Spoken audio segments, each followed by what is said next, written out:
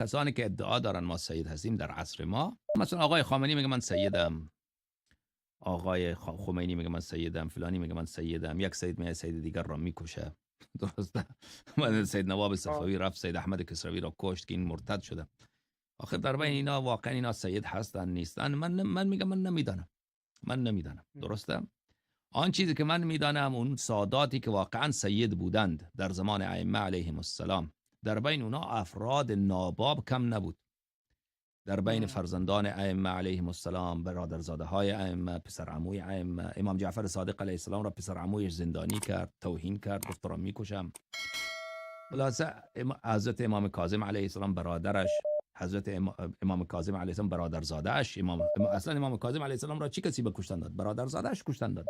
نوه امام جعفر صادق علیه السلام، محمد ابن اسماعیل، فرزند اسماعیل، برادرزاده حضرت امام کاظم علیه السلام، قاتل امام کاظم علیه السلام.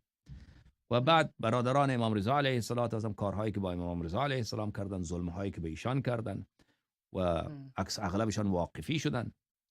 و بعد همچنین بگیردید این کم نیست در بین اولاد ائمه علیهم السلام. اونایی که واقعا سید بودن، در بین اونا آدمایی که واقعا کافر شدن، اونا از دین برگشتن کم نبود، زیاد نبود. و خود امام امیرالمؤمنین علیه السلام فرمود که از نسل ما و از نسل فاطمه الزهرا سلام الله علیها دجال به دنیا میاد. دجالین نه دجالین، دجال ها به دنیا میاد. خب این درباره کسانی که واقعا سید هستند. درسته؟ آن چیزی که ارزش هست در مذهب شیعه در نزد ائمه طاهرین علیهم السلام مؤمنه، ایمان و تشیع هست و این خیلی درجهش بالا هست.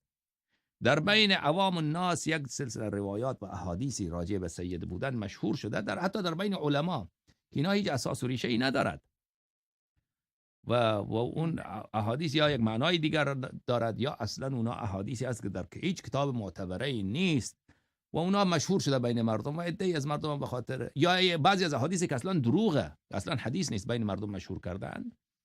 لذا قضیه حل شده ایه. اگر کسی هم میخواد صحبت بکنه من اینجا حاضرم، بیاد اینجا صحبت کنه، حرف بزنه. خدا خیرت بده برادر. خدا حافظ شما. خدا خیرتون بده. سلامت باشید. یک دو سوال دیگه هم داشتم اگه سرتون وقت است.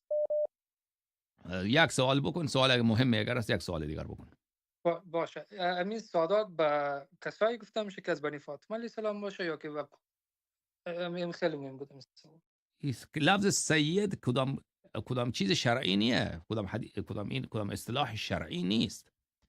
آنچه که در شریعت کلمه هاشمی شرعیه، یعنی اون کسی که از قبیله بنی هاشم باشه یا فاطمی یا علوی، اینها کلمه‌ای که در حدیث آمده. لفظ سید ای کدام کلام شرعی نیست. شما شرعا شما میتونید خودت را سید بکنید.